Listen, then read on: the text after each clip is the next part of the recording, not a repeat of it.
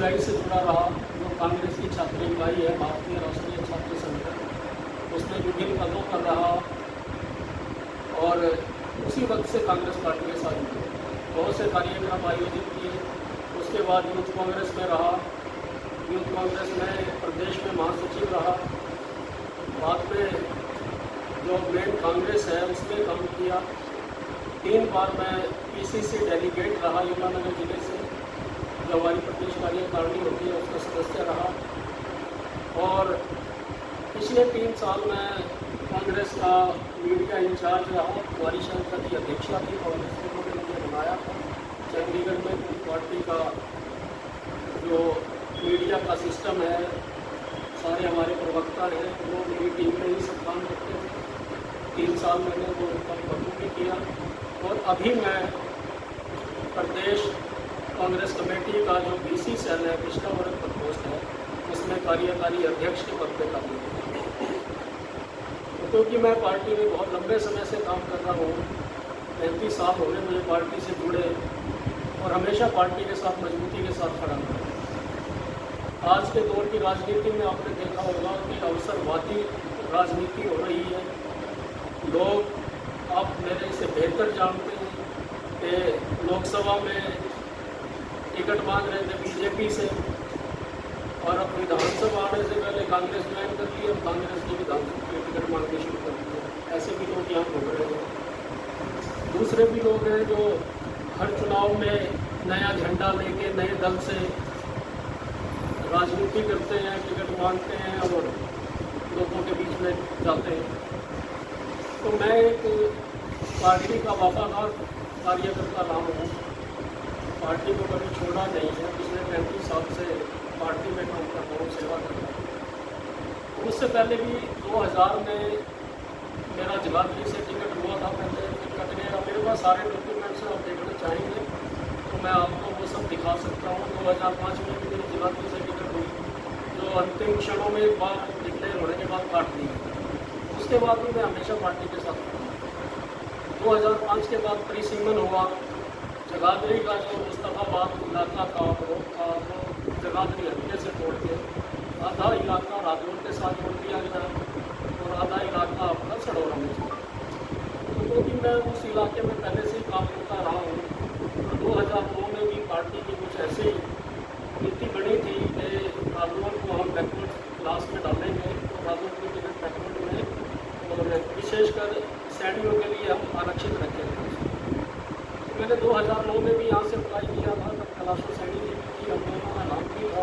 अंतिम पैनल में मेरा और कैलाशो जी का नाम था, और बाद में ये सीट यूथ कांग्रेस के कोटे में चली गई, सुरेश ढाडा जी को टिकट मिल गई, और तब भी 2009 में भी मेरी टिकट यहाँ से काट दी गई। कैलाशो जी ने लाडवा से चुनाव लड़ा था। तो मैं पिछले कई साल से प्रयासरत हूँ, और इस बार फिर इस चुनाव में मैं राजौर से अपने दावेदारी पेश कर रहा हूँ। लोगों के बीच में जा रहा हूँ, लोगों का बहुत अच्छा रिस्पॉन्स मिल रहा है, और पार्टी की तरफ से हम उम्मीद करते हैं कि मेरे कार्य को देखते हुए, मेरी पार्टी के प्रति वफादारी को देखते हुए पार्टी भी मेरे नाम पर जरूर विचार करेगी, और मुझे राजौर से चुनाव लड़ने का मौका। आप कुछ पूछना चाहते हैं, जानना चाहते हैं? कांग्रेस के किन मुद्दों पर चुनाव लड़ना है? कांग्रेस के पास बहुत मुद्दे हैं। जो प्रदेश में जो हाल है, हाल क्या बेहाल है। आज बहुत सी परिस्थितियाँ इतनी खराब हैं कि आपने लोकसभा चुनाव में देखा होगा कि जनता सड़कों पर, पार्टी कांग्रेस पार्टी तो बल्कि मैं कहूँगा थोड़ा पीछे रह गई थी, लोग आगे निकल गए, क्योंकि BJP के प्रशासन से जनता त्रस्त है। सबसे बड़ा मुद्दा तो प्रदेश में आज लॉ एंड ऑर्डर को लेकर, प्रदेश में गोलियाँ चल रही हैं, व्यापारियों से फिरौतियाँ मांगी जा रही हैं, बिल्कुल डर का माहौल है, और कोई भी अपने आप को सुरक्षित महसूस नहीं करता। दूसरा मुद्दा इस प्रदेश का किसानों का बहुत बड़ा मुद्दा है। ये जो सरकार थी बिल्कुल भी संवेदनशील सरकार नहीं है। आपको पता है किसान कितने समय तक दिल्ली में पड़े रहे, हमारी पहलवान बेटियाँ दिल्ली में पड़ी रही, सरपंच पंचकुला में प्रदर्शन करते रहे, समाज का कोई ऐसा वर्ग नहीं था जो सड़कों पर ना आए। उसके बाद भी किसी की सुनवाई नहीं। इस सरकार ने कभी किसी की पीड़ा को नहीं सुनी। संवेदनशीलता नाम की कोई चीज़ ही नहीं है, कोई सुनवाई सुनवाई नहीं है, ना कोई पूछने वाला है, ना कोई सुनवाई। मैं तो ये कहना चाहूँगा कि आज नायब सिंह सैनी जी मुख्यमंत्री बने हैं, वो सारे फैसले पलट दिए।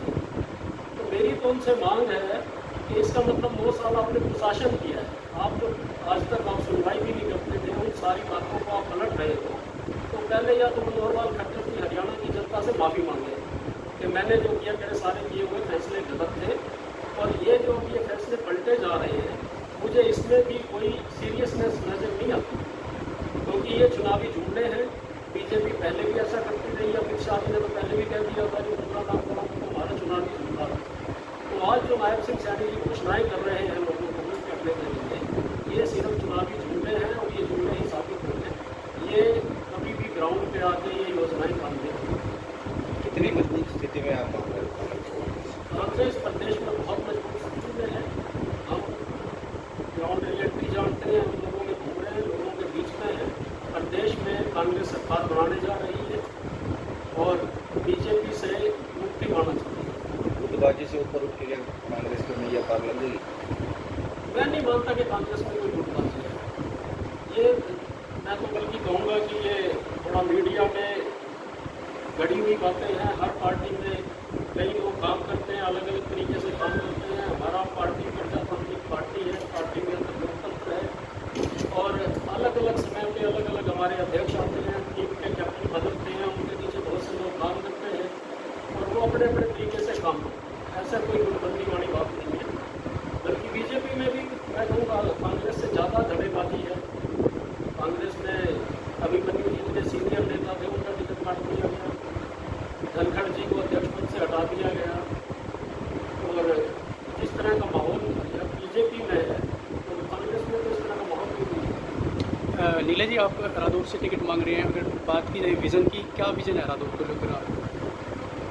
रादौर के बारे में तो मैं शुरू से, क्योंकि मैं यहाँ रहता आया हूँ, मेरा निवास भी कांसापुर में है, लेकिन लोगों को गलतफहमी हो सकती है कि यमुनानगर में कांसापुर जो इलाका है, रादौर हल्के का इलाका है, और बहुत वोट कांसापुर में, भरतपुर में, ससोली और नगर निगम में हमारे गाँव चले गए हैं। वहाँ पर मुकायद में वोट बैंक है, मेरा भी घर उसी इलाके में है। तो जो विज़न है, रादौर हमेशा से पिछड़ा था। मेरा ये मानना है कि कोई भी सरकार आई है, यहाँ कभी भी जो भी विधायक रहे, जनता के नुमाइंदे रहे, वो रादौर को कभी भी उसका हक नहीं है। आपने देखा ही होगा कि लाडवा से रतौर वाली ये सड़क यमुनानगर को जाती थी, कितना बेहाल रहा है, उसमें कोई चीज़ नहीं हुई। कल मैं चटलाना रोड पे गुरुद्वारा पे गया हूँ, तो विकास की गंगा सड़कों पे बह रही है, सड़कों पे पानी खड़ा है, बुरा हाल है, सड़कें टूटी है, और प्रदेश को जिस तरह से लूटा गया, जितना धन आया। मैं एक बात आपको बताना चाहूँगा कि 1966 में हरियाणा में 1966 से 2014 तक विभिन्न सरकारें रही, विभिन्न दलों